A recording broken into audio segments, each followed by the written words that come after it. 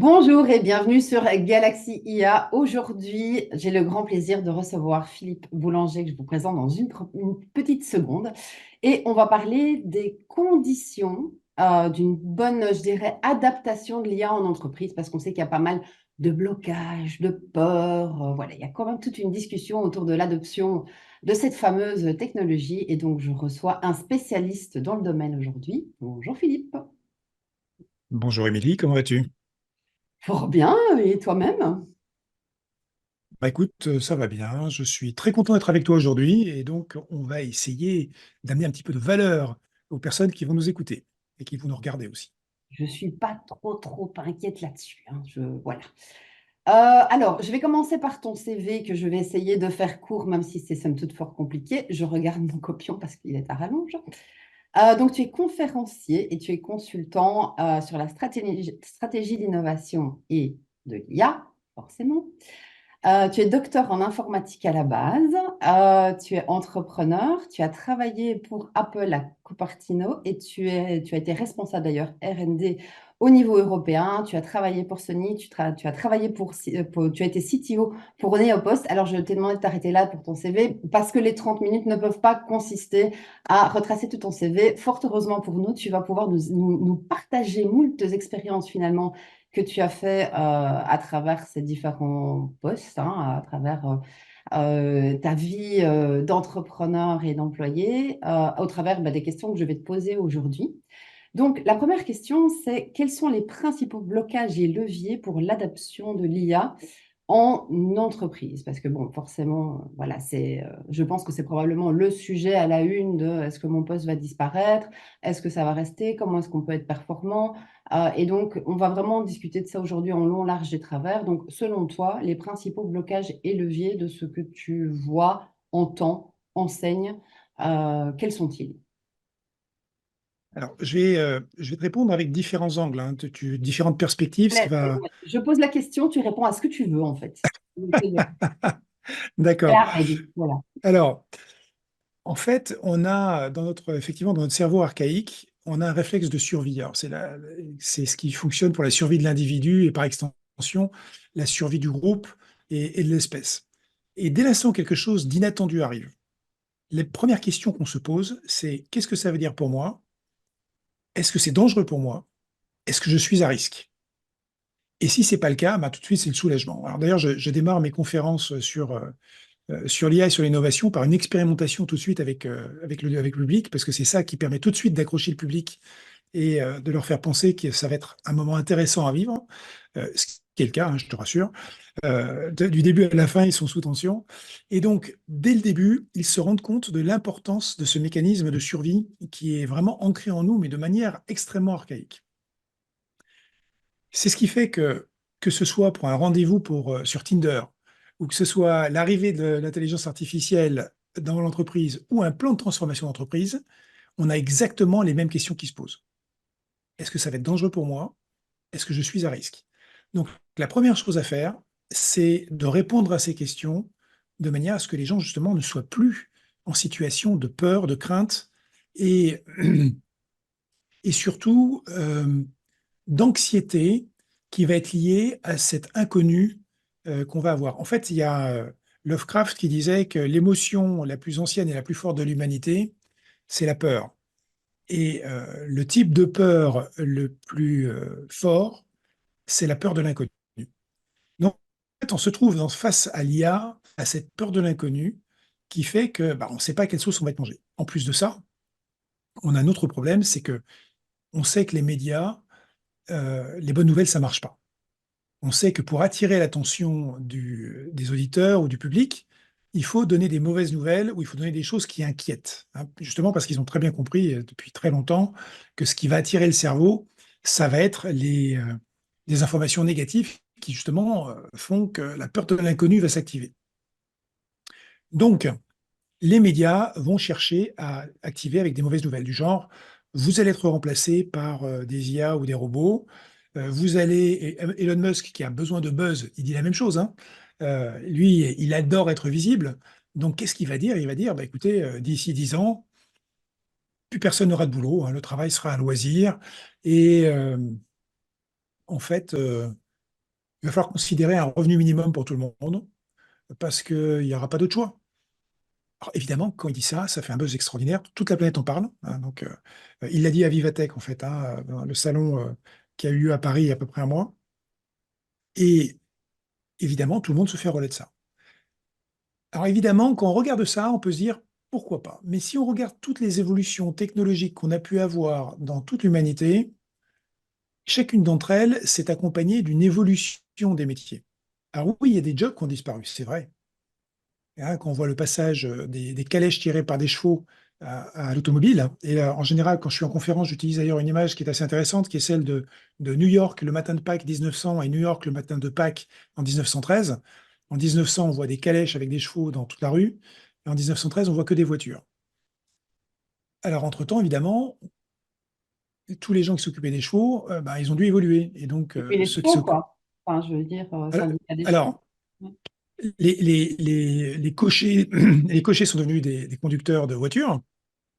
Et ceux qui s'occupaient des calèches, qu'on pourrait appeler des carrosses, sont devenus carrossiers, carrosses-carrossiers, hein, ou garagistes. Donc en fait, il y a une évolution des métiers naturels, parce qu'on est une espèce qui a une capacité d'adaptation extraordinaire. Si on prend tous les métiers, hein, on prend le métier d'un comptable il y a 20 ans, est-ce que c'est le même que le métier d'un comptable maintenant? Absolument pas. Est-ce que les comptables vont être impactés par l'IA? Évidemment qu'ils vont être impactés. Est-ce que leur métier va changer? Bien évidemment. Donc, ce qui va rester une constante, c'est que si on ne s'adapte pas, évidemment, on va disparaître avec difficulté, hein, on va même agoniser. D'ailleurs, le titre de ma conférence principale, c'est Innover ou agoniser, c'est vous qui voyez. Hein, l'innovation, y compris la réinvention de soi-même, la réinvention de son métier, ça fait partie de l'adaptation qui est normale et humaine, sauf que bah, évidemment, on peut avoir peur. Et c'est ce qui fait que, en général, d'ailleurs, la peur est complètement surdimensionnée par rapport à la réalité. Alors oui, il y a des jobs qui vont disparaître, il y a des jobs qui vont s'adapter, mais globalement, on va tous s'adapter et on va être augmenté. Il y a d'ailleurs une histoire que je raconte qui date d'il y a 15 ans. Hein. À l'époque, j'habitais à Waterloo. Waterloo en Belgique, donc, hein, alors, ce qui est le deuxième niveau d'émotion pour un Français. Hein. Le premier niveau, c'est pour un Français, c'est d'habiter en Belgique, et le deuxième, c'est d'habiter à Waterloo. Mais On en discutait justement, hein, ça fait quoi? Ça fait presque 30 ans que tu es en Belgique, donc c'est pour ça que je dis, tu es un peu belge, quoi. Enfin, tu as vécu à la Belgique pendant près de 30 ans, donc voilà. voilà. Donc, il y a 15 ans, mon jardinier me dit, Monsieur Boulanger, vous savez, à la période de tonte qui a lieu au printemps, où l'herbe pousse très vite, et je viens qu'une fois tous les 15 jours. Donc, est-ce que... et donc, quand j'ai tondu, c'est nickel, mais entre le moment où j'ai tondu et le moment où je reviens 15 jours après, l'herbe pousse un peu n'importe comment et c'est pas joli. Il me dit, je vous propose quelque chose. Je vous propose de vous installer un robot tondeuse. Et il va tourner la nuit, donc il ne va pas vous gêner dans la journée. L'herbe sera nickel en permanence. Et moi, du coup, pour le même budget, je vais pouvoir m'occuper de vos arbres fruitiers, de vos haies, puis éventuellement un peu sur le potager. Bah, pourquoi pas? Un jardinier augmenté. J'avais un jardinier augmenté, un jardinier qui s'est remplacé lui-même en s'augmentant avec un robot. Et en fait, je pense que c'est ça le truc qui est à comprendre, c'est que dès l'instant où on se trouve dans une situation où on a la possibilité de se dire, je vais créer le changement, je vais impulser le changement, du coup, je ne vais pas le subir. Et je pense que c'est là qu'on a une, comment dire, un avantage absolument énorme dans dans la réinvention de soi-même, dans la réinvention des métiers, à condition évidemment qu'on soit dans un environnement qui le permette. Alors, un jardinier, il est autonome, il se gère lui-même, c'est facile. Dès l'instant où on est dans une entreprise, c'est un petit peu différent. Parce que certaines entreprises sont extrêmement sensibles, comme on le sait, à l'aspect confidentialité. On sait que ça n'a pas été le grand fort des premières IA génératives. Alors là, je reparle d'IA générative parce que ça, c'est la dernière partie qu'on a vu vraiment apparaître grâce à ChatGPT qui a créé ce boom et cette connaissance, même si avant, on avait déjà des robots et même si avant, on utilisait déjà des IA génératives, sauf que c'est pas devenu aussi public que depuis qu'on utilise ChatGPT. Oui, donc, quand on est dans une structure, c'est un petit peu différent parce que les structures obéissent en général à des processus qui sont bien établis. Et l'IA vient un petit peu donner coup de pied là dans le jeu de cartes. Et en fait, l'IA, c'est là le rapport je fais avec l'innovation, qui est extrêmement clair. L'IA permet de redéfinir la manière dont on fait les choses. Ça va permettre de redéfinir pour quelqu'un qui est un copywriter la manière dont il va écrire des textes. Ça permet de définir pour un graphiste la manière dont il va faire des graphismes. Ça va permettre de faire des analyses différentes, des analyses financières différentes, et ainsi de suite. On redéfinit la manière dont on fait les choses. Et ça, comment ça s'appelle? Ça s'appelle de l'innovation de procédé. Et j'ai dit le terme innovation. Donc, si on suit les principes, les processus, les méthodes, l'esprit de l'innovation, tout ce que j'englobe dans le concept d'intelligence innovationnelle, eh bien, on a une chance d'avoir une adoption de l'IA qui va être maximale. Si par contre on laisse le chaos s'installer, tout le monde qui fait n'importe quoi, qui essaye n'importe quoi, ben ça va pas fonctionner. De la même manière que dans une entreprise, si tu laisses tout le monde innover n'importe comment, eh ben ça va pas marcher non plus. Donc en fait, on a quand même une structure de fond qui est celle de l'innovation qui va permettre d'adopter l'IA. Le problème, c'est que la plupart des entreprises aujourd'hui, elles n'ont pas forcément la compréhension des méthodes d'innovation. Elles n'ont pas la compréhension des effets au niveau d'un individu ou d'une équipe, des différentes méthodes de management qui peuvent libérer ou au contraire empêcher l'innovation. Donc tout ce qu'on retrouve au niveau de l'innovation, on va retrouver exactement la même chose au niveau de l'IA dans une entreprise. Donc, si je résume un peu ce que tu dis par rapport à ce qui est et à ce qui est à faire, en reprenant, je vais reprendre l'exemple de ton jardinier finalement pour, euh, pour résumer un petit peu ça. En fait, c'est donc l'arrivée de l'IA comme tout nouvel outil, comme tout nouveau changement fait d'abord peur. Ça, voilà, c'est ça, c'est un simple constat. Et peur parce que aussi, il y a du changement, on ne sait pas ce que ça va changer. Et plutôt que d'adresser les peurs, et quand tu me l'as dit, ça m'a fait penser, tu sais, au cycle de vente, quand tu adresses les résistances ou les réticences de tes prospects, tes clients. C'est de dire, en fait, tu prends le pas sur voilà les questions que vous pouvez vous poser et voilà potentiellement ce qui peut vous poser problème. Et en fait, j'ai un peu cette impression-là dans l'approche, dans ce que tu dis, c'est dire, OK, j'adresse les peurs, voilà, voilà, votre boulot va disparaître, ça va changer, vous ne savez pas comment vous allez voilà, travailler, ni même si vous aurez encore un travail. Donc là, la première étape, c'est d'adresser quelque part les peurs et faire un listing en fait des peurs, des croyances, de ce qui est forcément contre l'IA, mais contre le changement en règle générale. Ici, on adresse l'IA parce que c'est la thématique. Donc, autant en parler, j'ai envie de dire, on parlera de macramé un autre jour. Euh, et euh, oui. Et donc, j'adresse les questions que les gens se posent. Hein, j'aurais pu dire des Scooby-Doo ou autre chose. Et une fois que, je dirais, c'est levé, ça va avec, c'est quelque part ce changement innovationnel qui serait peut-être tout comme ton jardinier, de rendre la responsabilité, moyennant une formation, un accompagnement, un procédé, d'analyse de tâches, en se disant, tiens, quelles tâches peuvent être remplacées par l'intelligence artificielle? Et finalement, de ce temps dégagé, comment je peux créer une plus-value pour mon client qui, en tant qu'employé, quelque part, ton client, si tu dois le considérer, c'est l'entreprise pour laquelle tu travailles. Donc, ce serait idéalement, dans un monde de bisounours, ce serait d'arriver à ce que chaque personne s'auto-gère, s'auto-manage en fonction de son travail au quotidien et de voir quelles sont finalement la partie du boulot dans laquelle elle ne peut pas être remplacée ou qu'elle aime faire, en fait, pour laquelle elle n'a pas envie d'être remplacée par une IA. Et l'autre où tu te dis, OK, tu vas être remplacé par une IA, ou je décide d'être remplacé par une IA parce que c'est faisable, remplacer ou travailler en concordance avec une IA. Et de ce temps libéré, voilà comment je vais créer plus de valeur pour l'entreprise et finalement pour moi-même et donc pour mon propre développement. Euh, Ok, oui, alors, ouais. donc oui, je pense que là, tu as fait un très bon résumé. Donc, je vais rajouter un certain nombre de choses. Sans chat GPT, t'as vu ça? Pardon? J'ai fait un résumé sans chat GPT, t'as vu ça? Oui, mais c'est tout à fait possible. Tu sais, on faisait ça bien avant ChatGPT et puis on va Ah continuer à le ouais, faire. on sait Ouais, encore bien faire sûr. des choses, c'est passionnant. Alors, premier élément, tout le monde n'a pas forcément les compétences, On est ne d'accord. serait-ce que les compétences numériques pour utiliser des outils, même si, et là c'est un point qui est important, la technologie est là au service de la simplicité pour l'utilisateur. Et ça, c'est ce que j'ai appris chez Apple à l'époque où je bossais pour Steve Jobs. Hein, et même avant, puisque j'ai eu une longue carrière avant en tant que soft party pour Apple, avant d'être chez Apple. Quand on apprend que la technologie est là au service de la simplicité et qu'elle doit être masquée à tout prix, ça change tout. Donc, aujourd'hui, ce qu'on voit dans toutes les annonces récentes, que ce soit des constructeurs comme Apple ou les autres entreprises qui travaillent aujourd'hui sur l'IA, le but, c'est que ce soit suffisamment simple à utiliser pour que ça puisse être utilisable par tout à chacun. Et si on ne fait pas ça, ça va pas fonctionner.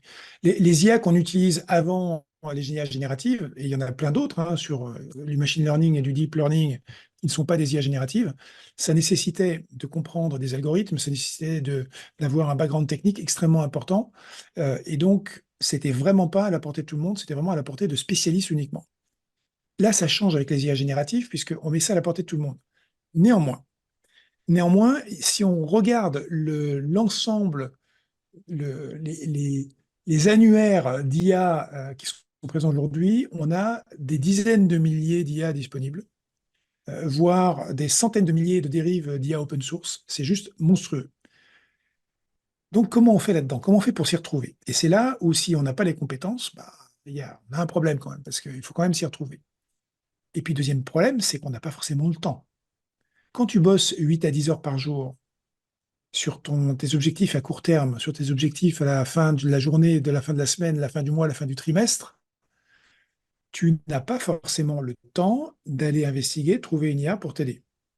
Donc c'est pour ça que l'organisation au sein de l'entreprise va devenir extrêmement importante parce qu'elle va te permettre de structurer des équipes qui vont être des équipes d'exploration, qui vont prendre le temps parce qu'on leur a donné comme mission d'aller explorer, mais on va leur a donné comme mission d'aller explorer avec des objectifs très, très précis. Et moi, je pense qu'il y a deux questions qui sont, en tout cas, c'est ce que je communique dans mes conférences. Il y a deux questions fondamentales euh, auxquelles on doit penser. Et si on sort de ces deux questions, on va arriver vers de la distraction.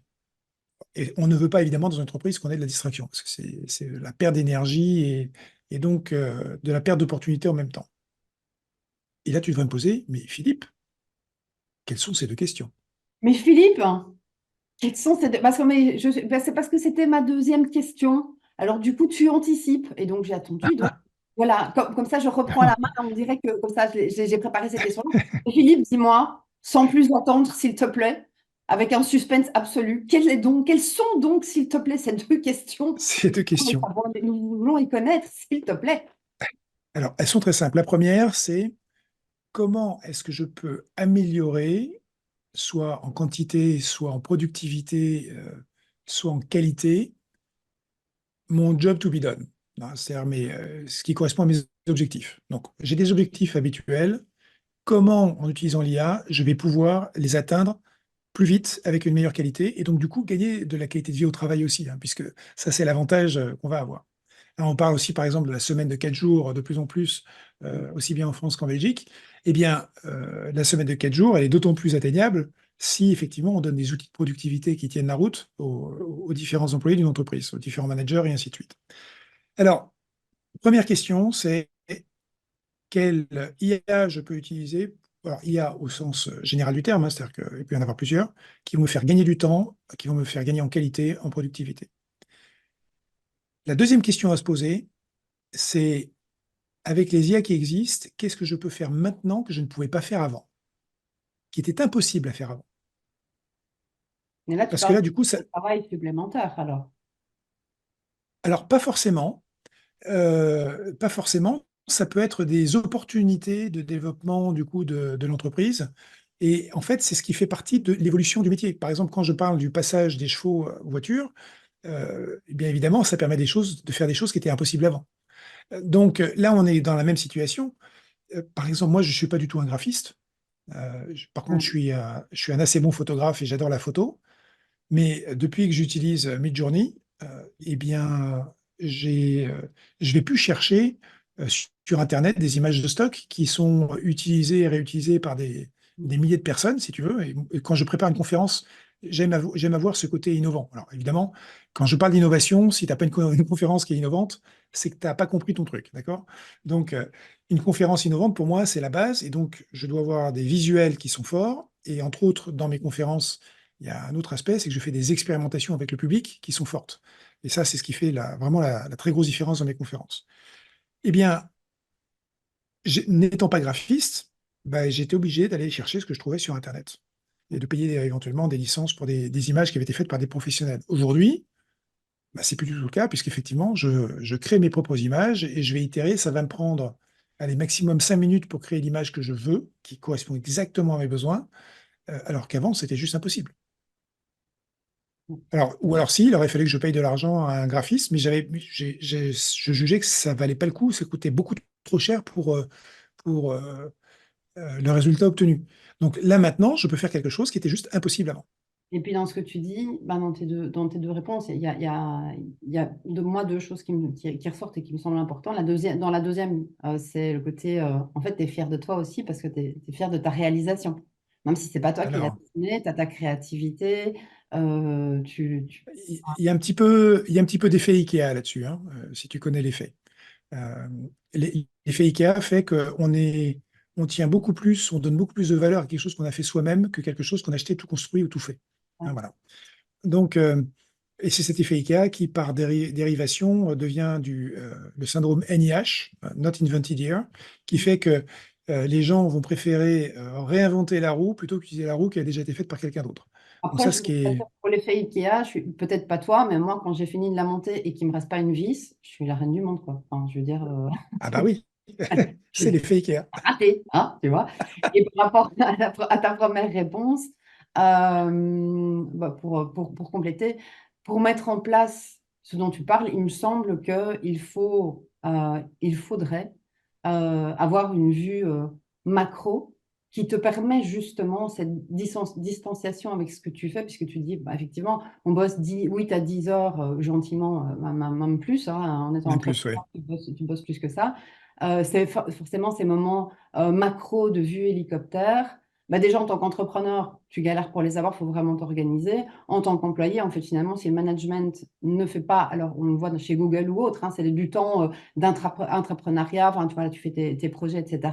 Mais si ce temps, il n'est pas libéré, c'est pas en étant dans la tête dans le guidon qu'on peut avoir de l'innovation, qu'on peut analyser, avoir Oui. un regard extérieur quelque part à ce qu'on fait dans le day-to-day en disant, écoute, là, je crois que je pourrais vraiment améliorer les choses. Donc, est-ce qu'il ne faudrait pas avoir, alors, soit du temps, soit un pool quelque part de spécialistes, on va dire, en innovation, dont le rôle serait de passer de poste en poste ou département en département pour pouvoir optimiser ça avec des IA existants. Donc déjà savoir, arriver à découper l'éléphant en souris s'il y a, voilà, je n'ai rien contre les éléphants, mais découper l'éléphant correctement pour savoir quoi optimiser et qu'est-ce qui peut être remplacé. Et après, ce côté formation mise en place pour chacun des postes. Et Alors, ça commence par une prise de conscience. Alors, si on prend le cas d'un entrepreneur, c'est très différent du cas d'une entreprise avec un dirigeant et des employés.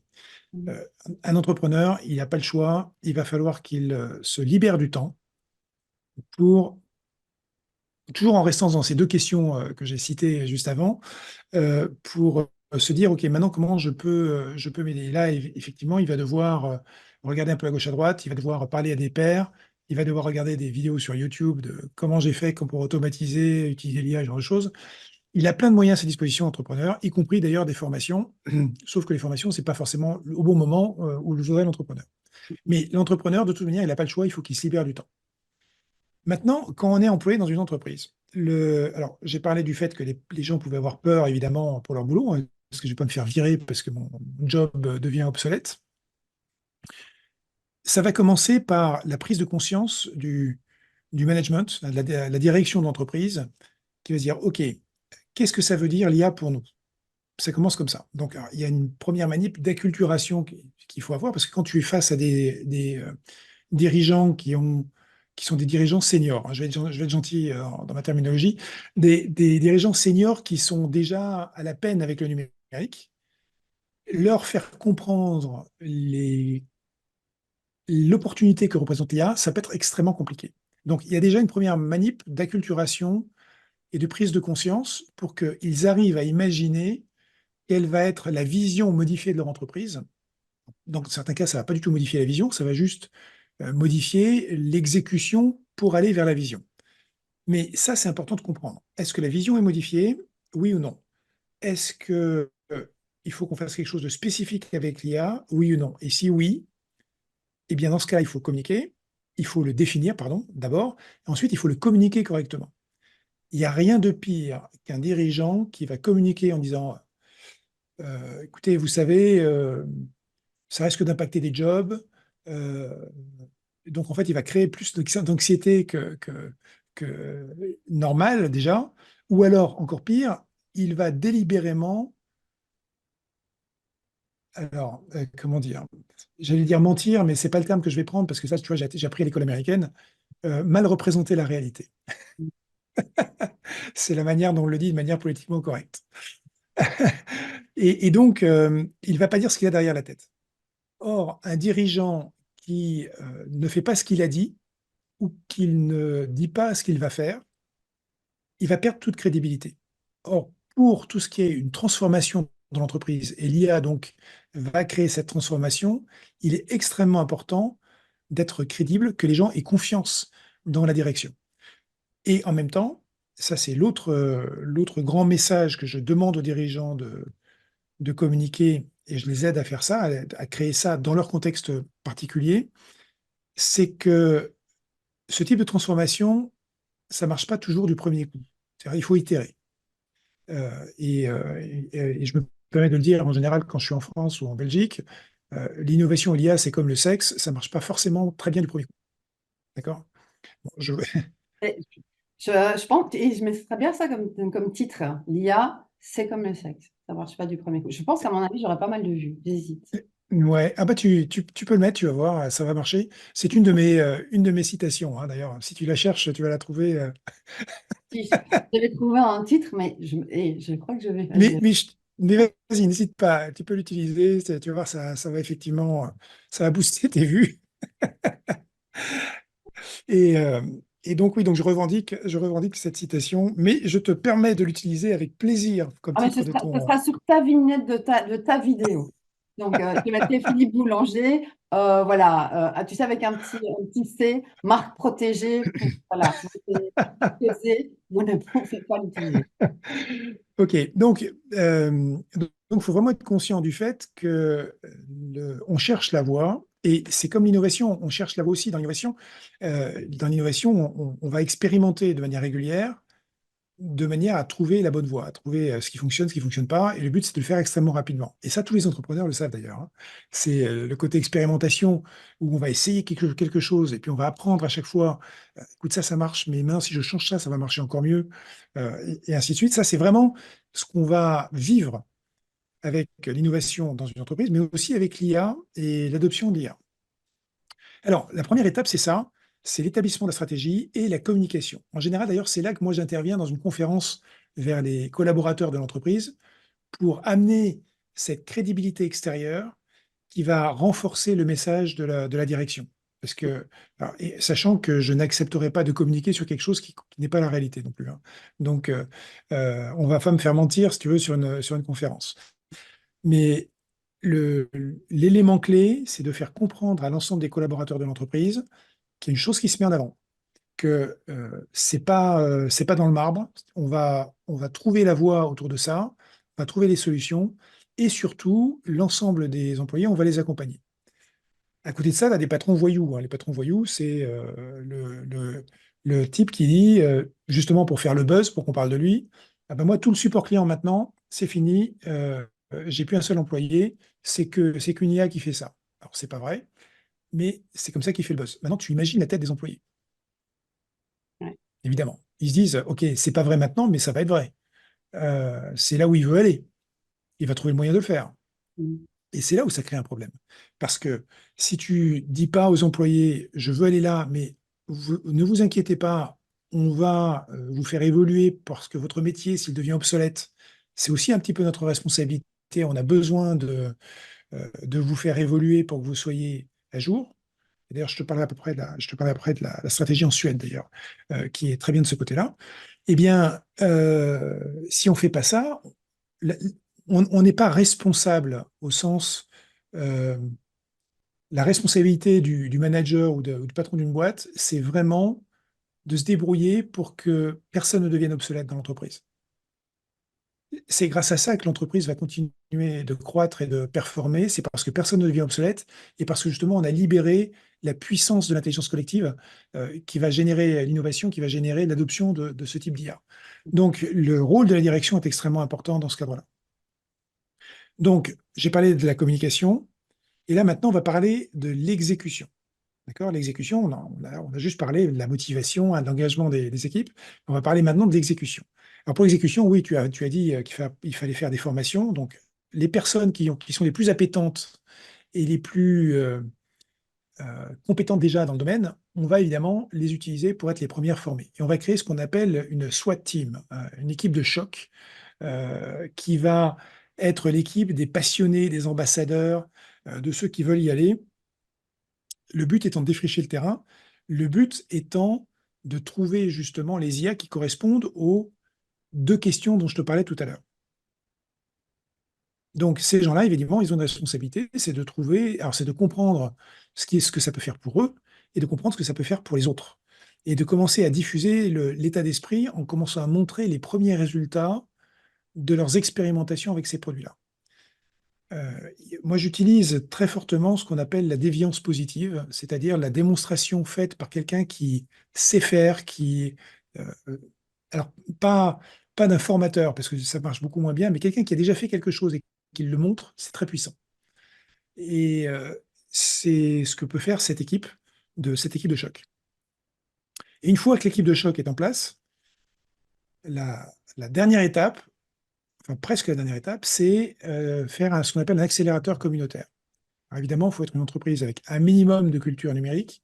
Un accélérateur communautaire, ça va être avec un Slack ou tout outil est un peu équivalent qui permet de communiquer en interne. Le but étant de propager les bonnes utilisations, d'avoir des interrogations qui viennent directement des personnes qui commencent à déployer l'IA, d'utiliser les bonnes formations et ainsi de suite. Et tout ça, ça communique dans cet accélérateur communautaire.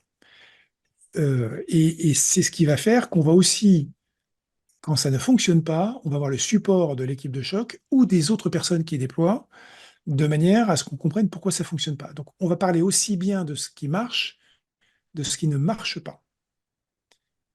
Et pour parler de ce qui ne marche pas, il faut avoir une culture de l'entreprise qui permet de parler de ce qui ne marche pas, sans qu'il y ait comment dire, de punition ou de jugement. Mm. Alors pourquoi je dis ça? C'est parce que il y a pas très longtemps, quand Elon Musk, et là je donne un exemple qui est un exemple connu et public, quand Elon Musk a repris Twitter, euh, qu'il a renommé X, il s'est posé la question à un moment en se disant, mais c'est marrant, mes tweets n'ont pas la portée qu'ils devraient avoir. Et il a posé la question à un ingénieur, est-ce que tu pourrais me dire si on n'a pas un problème avec l'algorithme? Parce que je ne comprends pas pourquoi j'ai pas autant de vues que j'avais avant. L'ingénieur regarde, il trouve rien de spécial dans l'algorithme qui pourrait faire que Elon Musk soit privé d'un certain nombre de vues. Et puis il regarde les autres réseaux sociaux et il se rend compte qu'en fait, Elon Musk est en train de pas de tomber en disgrâce, mais les gens s'intéressent moins à lui. Et donc il dit à Elon Musk, bah, je suis désolé, mais il n'y a pas de problème d'algorithme. C'est juste que les gens s'intéressent moins à toi de manière globale, quoi. Ça n'a pas plu à Elon Musk, il a viré le gars instantanément.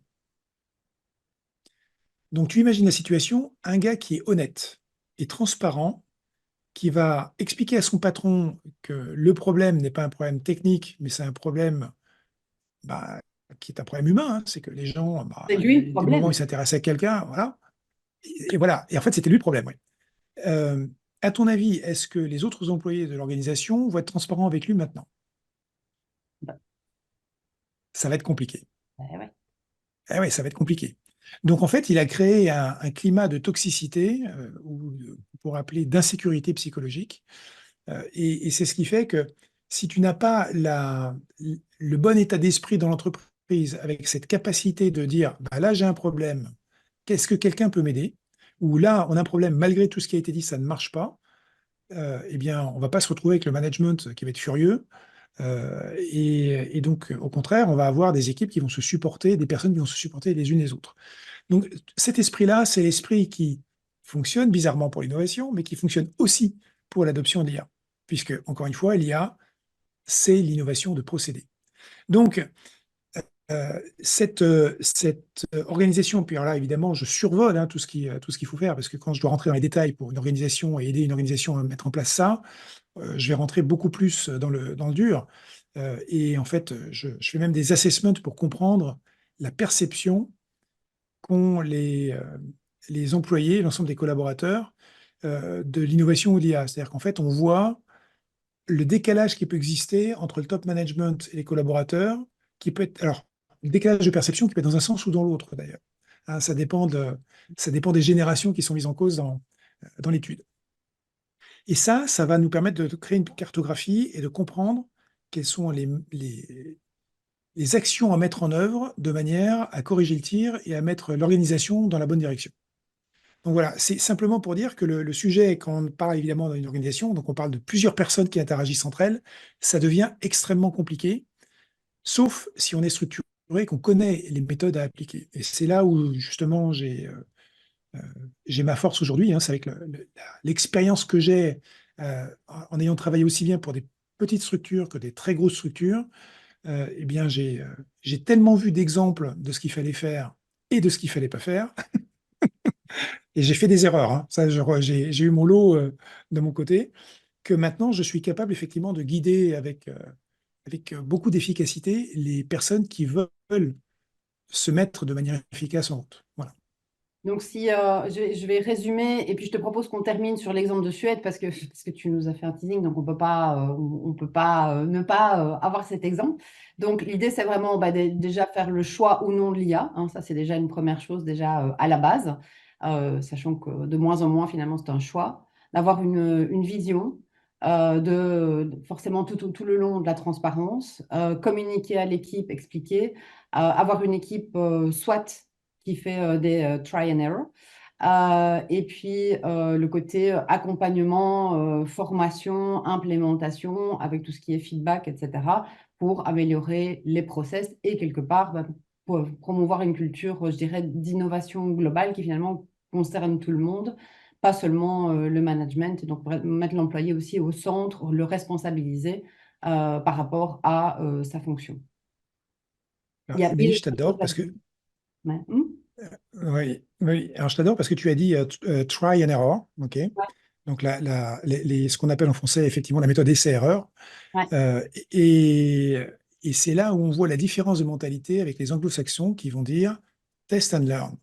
Ouais, ouais, Donc l'état d'esprit est totalement différent tu vois, tu es formaté par notre système éducatif euh, européen, enfin européen, j'aurais dire franco-belge dans ce j'ai été cas-là. élevée à l'américaine aussi, hein, donc c'est plutôt. Je pense que quand tu es entrepreneur, tu ne peux pas être entrepreneur dans la durée sans cette capacité de résilience à rebondir. Donc, à Complètement, dire que c'est pas une leçon, complètement. mais que c'est un test, quoi. Mais c'est vrai que c'est. Mais là, le vocabulaire est parlant, si tu veux, hein. C'est pour Ah ça ouais, que c'est vraiment intéressant. Et alors, pour revenir sur l'aspect très rapide de la Suède, en fait, la Suède est le pays qui a le moins peur en Europe des nouvelles technologies. ok. Et la question, c'est pourquoi? Il se trouve que la personne qui était la ministre de l'Emploi et de l'Intégration européenne, d'ailleurs, euh, elle avait un avis qui était très tranché sur le sujet. Il disait, c'est pas compliqué. Vous allez demander à un patron de syndicat ce qu'il pense des nouvelles technologies. Et il va vous dire s'il a peur des nouvelles technologies. Et il va vous dire, ah non, non, moi, j'ai pas peur des nouvelles technologies, j'ai peur des anciennes technologies. Pourquoi? Parce qu'elles nous rendent obsolètes. Mhm. Donc, en fait, en Suède, la politique a été de dire tout le temps, toute la productivité et le temps qu'on va gagner grâce aux automatisations et nouvelles technologies, donc l'IA, eh bien, on va l'utiliser pour former les employés aux nouvelles technologies. C'est-à-dire qu'en fait, on passe dans un cercle vertueux dès le départ. Mhm. Et à partir de là, bah, vu que c'est un état d'esprit, je dirais presque national, eh bien, bah, tout fonctionne parce qu'on est dans ce cercle vertueux. Donc la question, c'est comment peut-on faire la même chose au niveau d'une entreprise aujourd'hui dans nos pays, sachant que la tentation comment dire, de certains dirigeants, ça va être de dire, bah ouais, si on gagne en productivité, on va diminuer le nombre de personnes qui vont bosser pour le même résultat. Ça, c'est la tentation. Et malheureusement, si on fait ça, on va rester dans la boucle qui va être le cercle vicieux, à savoir que les gens vont se dire, non mais ok, d'accord, si on adopte l'IA, qui va se faire virer en premier? Et donc c'est là où on va se retrouver dans cette résistance face aux nouvelles techno et donc à l'IA, parce qu'on se dit, c'est ce qui va me tomber dessus. Et ça fait partie de la partie, pour moi, transparence et de déjà faire le choix de, OK, on va gagner en performance. Qu'est-ce qu'on fait de cette performance? Et de communiquer, en fait. Moi, enfin, on donne tous les deux conférences, formations, etc. C'est vraiment ce que je dis. C'est comment, avec le temps qui va être gagné, on va améliorer le bien-être, l'équilibre, la formation, la curiosité, le développement des employés. Et c'est un choix qui doit être fait à la base. Et si c'est le choix de virer, Alors, c'est le choix de virer, mais au niveau de la hiérarchie, ça doit être clair. Et dans l'approche, bah, ça doit être clair aussi, quoi. voilà. Eh ben, écoute, débat passionnant, j'ai envie de dire voilà, on a fait des capsules pas très longues, mais pour le même coup, voilà, on est parti pour 3 heures, hein. Donc de toute façon, on va enchaîner avec une petite deuxième, n'est-ce pas, sur un sujet tout aussi passionnant. Donc, je pense que si on veut te contacter, LinkedIn ou ton site. Oui, LinkedIn, c'est parfait. Donc, juste, ce qu'il faut savoir, c'est que je passe la moitié de ma vie aux États-Unis, hein, étant marié à une Américaine, et donc le reste de ma vie dans le reste du monde. Et je suis effectivement, donc ma deuxième base en Europe, au-delà des États-Unis, c'est à Bruxelles. Je suis, bah, à partir de là, je vais un peu partout. Donc là, j'ai un agenda sur la fin d'année qui est assez chargé, mais LinkedIn, n'hésitez pas. Merci beaucoup, à très vite. N'oubliez pas de liker, partager, commenter ou ce que vous voulez si vous avez aimé la vidéo. Et on se retrouve tout bientôt. À bientôt, Philippe. À Merci. très, à bientôt, Émilie.